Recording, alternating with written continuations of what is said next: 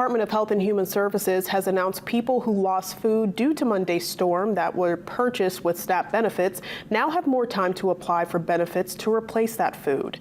Those in need of help now have until January 18th to apply. SNAP recipients originally had 10 days from when the food was lost or from when power is restored to apply.